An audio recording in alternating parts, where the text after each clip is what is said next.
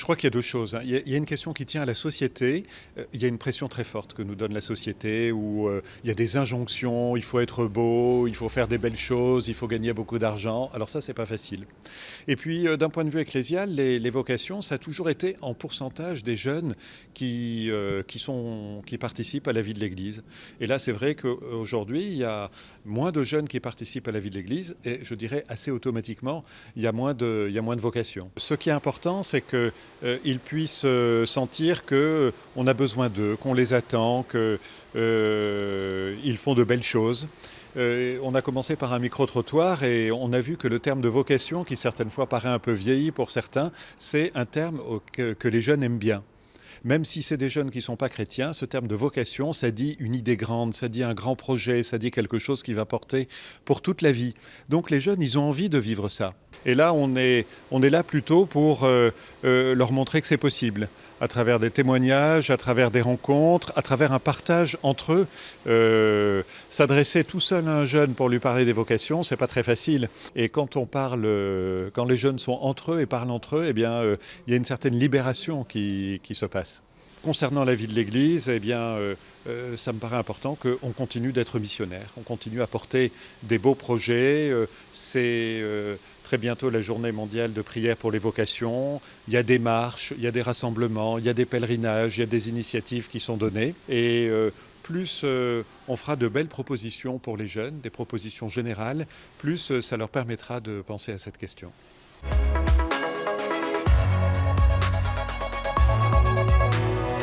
Du 29 avril au 1er mai, c'était le congrès des vocations, un congrès national sur les vocations avec une première partie colloque qui était pour les acteurs de la pastorale des jeunes, la pastorale des vocations.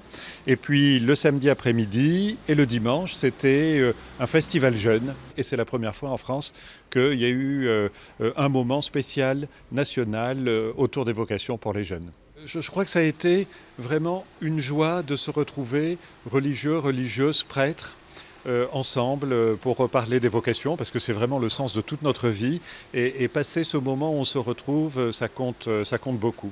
Mais avec nous, il y avait aussi des laïcs et ça a donné des outils, ça a donné des idées, des responsables de pastorale des jeunes, des responsables d'enfants. On dit mais un enfant, il a le droit d'entendre la question de la vocation. Ça ne veut pas dire qu'il sera prêtre, religieux ou religieuse ensuite, mais il a le droit d'entendre la question, mais comment on va la lui poser ? Tel jeune, comment on va l'accompagner ? Et donc il y a des outils qui ont été donnés pour les acteurs de la pastorale des jeunes et pour les jeunes eux-mêmes. Eh bien, des questions. On a une table ronde sur liberté de Dieu, liberté humaine. Quelle est la place de la liberté ? Il y a eu un atelier sur appel, vocation et abus dans l'Église.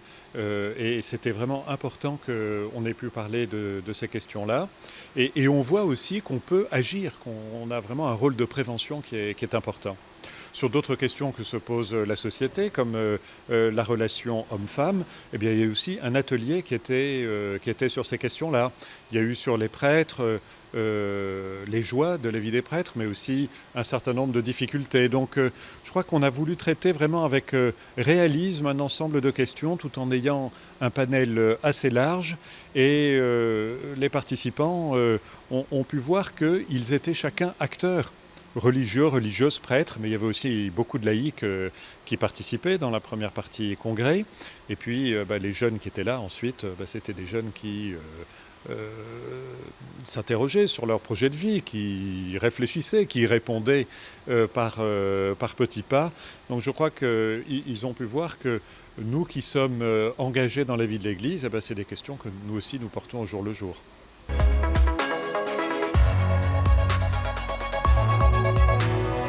Alors la prière pour les vocations, c'est vraiment quelque chose qui est très important, mais on voit bien qu'on prie pour les vocations, mais en créant un climat, en créant des lieux où on peut aussi en parler. Parce que prier, c'est bien, mais agir et faire en sorte qu'on puisse donner un climat qui est porteur pour les vocations, ça compte beaucoup. Donc moi, ma prière, c'est que des jeunes puissent entendre la question d'une vocation.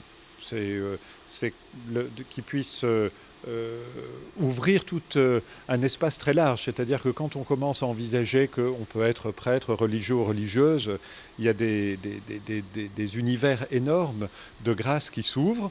Ça ne veut pas du tout dire qu'on fera ça après, mais ça veut dire que, eh ben, on commence à penser à ces questions-là et soit on restera sur cet appel, soit on pensera à plein d'autres choses qu'on peut faire dans la vie.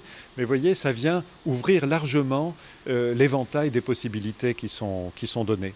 Et puis chacun y répondra à sa manière, en fonction de ses goûts, en fonction de ses études, en fonction de l'engagement de vie qu'il aura.